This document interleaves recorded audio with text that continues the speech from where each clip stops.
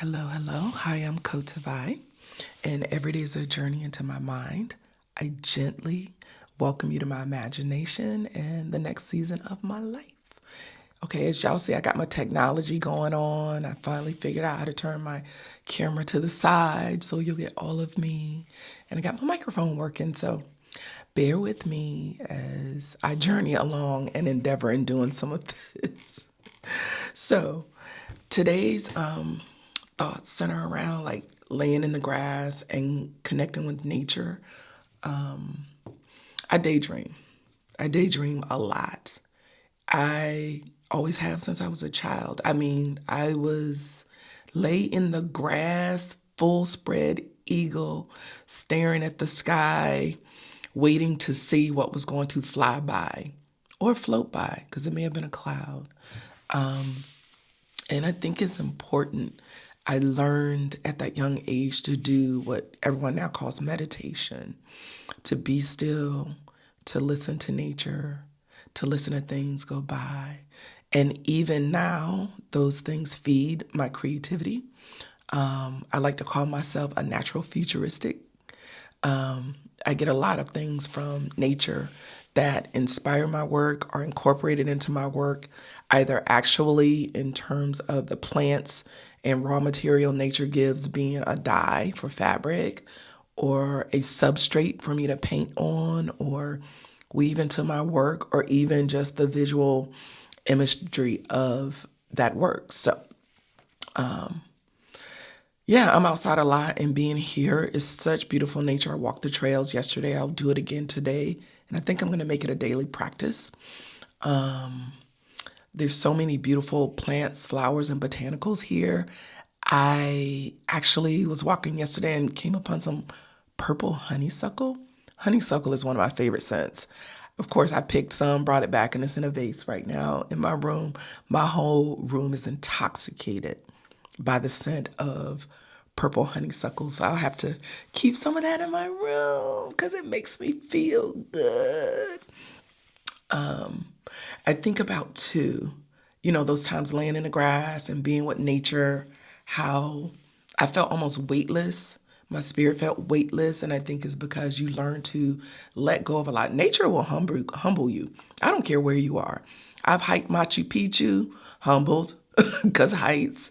I've climbed to the top of an icy glacier in Iceland, humbled because of nature. And I'll be admittedly, that was the closest I felt to God and that thing that's greater than me.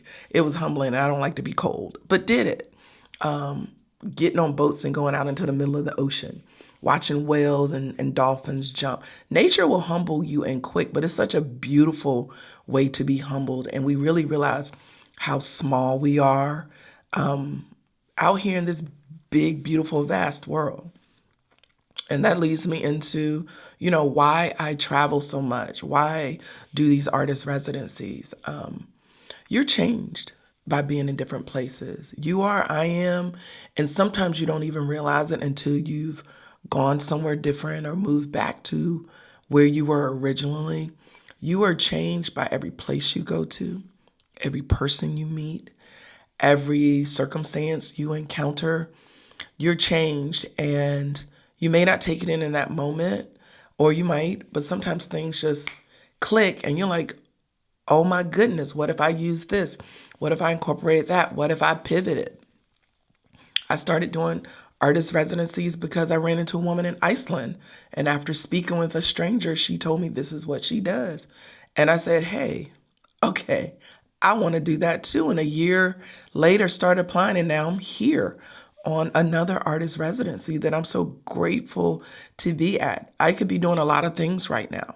I could be doing nothing at all, but to be given this space and time to be alone with my creativity, to create is just wonderful and amazing. I've also brought some really good books. My girlfriend gave me this book. She said she had it for me for 7 years, and I probably couldn't have received it, but it's Inner Engineering, A Yogi's Guide to Joy. So I'll be reading this while I'm here, Treese, if you're listening. That's the other thing. I'm a voracious reader. Books and words. I'm also a writer. all of those things inform my personhood and who I am. And believe it or not, like this is terrifying for me doing these YouTube videos because I'm an introvert. I am an introvert. People meet me and mistake my pleasantness for extroversion. I am not. Prior to COVID quarantine, I might have been an ambivert, a little bit of both, but now I enjoy the quiet time with myself. And when I do interact with others, I like one-on-one or small groups. I much, much, much prefer that to large crowds. So yeah. So this morning I've gotten up. I've trying to put myself on a little bit of a schedule because it's so beautiful here. I get distracted. So I got up this morning, did my meditation. After meditation, I wrote in my journal that I keep, put down some thoughts so I can track where I've been and where I'm going, even though I've never gone back and read them. I have all my journals since 6th grade. I've never gone back and read any of them. And then I moved on to get my coffee. I start off with water and then I switched to my 2 little half cups of coffee. And this morning I have some trainings I'm doing in the wood shop here. And then I will start making some art a little bit or start mapping out my plan. I need to go get a few supplies, and then Friday's my day to like really start making art. So I'm really excited about that. I'm really excited about this journey. Having created my app, Artist Residency Atlas, has really, really opened up the world for me even. And I've traveled to over 35 countries, and some of them more than once. But this has really opened up the possibility of where I can go and what's next and how I can help other people do some of what I'm doing. I think everyone at some point in their life should visit other countries. No matter where you're from, there are other places with something waiting there for you. And you just don't know what that something is until you get there. The level of freedom in my heart and spirit I feel right now is like when you open up a soda. I don't drink soda, but some people do. And it fizzes, and then it bubbles over. That's how my spirit feels right now. I feel like I've opened up something, and all that effervescent that's inside me is just bubbling over.